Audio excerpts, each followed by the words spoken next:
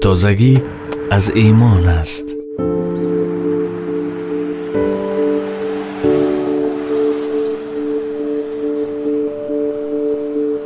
تازگی این زیبایی است.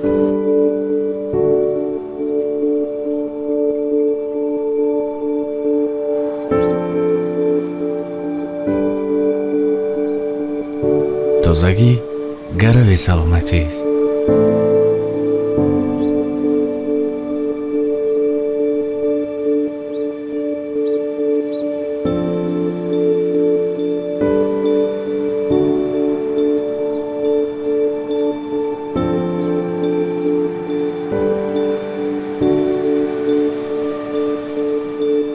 شهر من خانه من است.